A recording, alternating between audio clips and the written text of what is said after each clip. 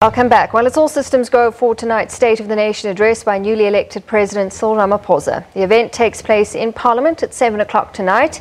For more, we crossed our reporter Bulelani Phillip. He joins us live from Parliament. Bulelani, good afternoon to you. In the past, we've seen quite a militarized parliamentary precinct, and a little while ago we saw President Ramaphosa doing a walkabout there. So it just seems to look like a very different precinct. Is there a different feeling there today? Yeah, certainly, Natasha. I think this State of the Nation address by the President, the new President Cyril Ramaphosa, is certainly a different one.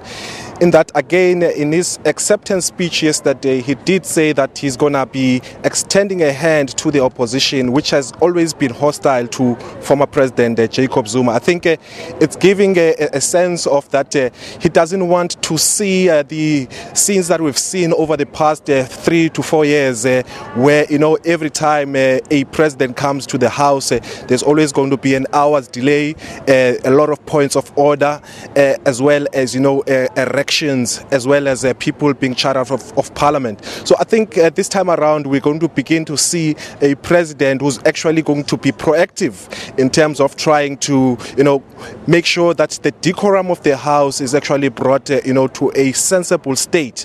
And I think going forward, we're going to begin to see that a lot of engagement between the current president, Cyril Ramaphosa, as well as opposition parties. But again, we must say that he's not going to have a smooth sailing presidency, because some opposition parties, including the EFF, have made it clear that for him, they're going to raise a lot of issues. I think now we're going to see a narrative that moves from pay back the money to you have killed people in Marikana, as well as that you are a puppet of the Ruperts because of his alleged close proximity to what is termed the white monopoly capital. So I guess we have to wait and see in terms of how his relationship with the opposition is going to be going forward. Yeah, absolutely. So it seems that there is a more sort of reconciliatory mood in Parliament, but as you say, the opposition saying they will remain vigilant. And President Ramaphosa is just beginning his journey. How difficult is it going to be for him over the next few months, especially with elections next year? And everyone seems to be talking about this bloated cabinet and what kind of changes he'll be making. I think, Natasha, we'll have to wait until he delivers his State of the Nation address tonight. But I think there's a lot of expectation for him to actually strike the right chords in terms of how we're going to change the current economic trajectory, in terms of ensuring that he makes the right noises to the international investors, to the rating agencies, so that the economy can begin to actually have some stimulation. But also, I think one of the issues that he needs to emphasize on, if the opposition is to anything to go by, is that he's got to, as you said, begin to speak to the issue of this bloated cabinet, because a lot of departments could be amalgamated with other departments because they essentially overlap in terms of their mandates. And I think apart from that, there's also the issue of trying to contain cost management within government. And if he can be able to actually reduce the size of his cabinet, as has been pronounced by the opposition for years now, I think he'll be able to strike that balance.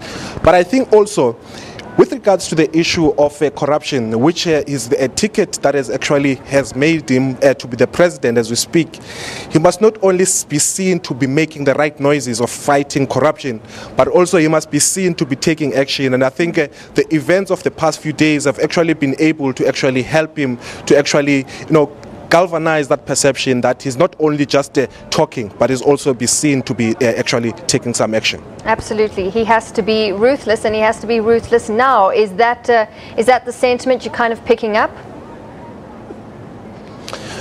Well, I think even in his own way of doing things, he's got to also balance the issue of being in government as well as being the leader of the ANC, because even with the recall of President Zuma, I think you would have seen, or you would have heard the veiled threats from the former President Jacob Zuma that maybe this decision of recalling him is something that the ANC may regret. I think as well is mindful of the fact that this has got a potential, if anything is to go by, with the last recall of President Thabo Mbeki, of actually splitting the ANC ANC, but I think he's going to tread a very careful line that he can't make rash decisions, he can't make decisions that are going to be splitting the party. And I think even with the much expected cabinet reshuffle, I think it's going to take his time before he makes that, because I think he needs to make a lot of consultation, not only within the ANC but also within the tripartite alliance. Yeah. Okay, Bulelani, thanks so much. We'll leave it there for now. I will get back to you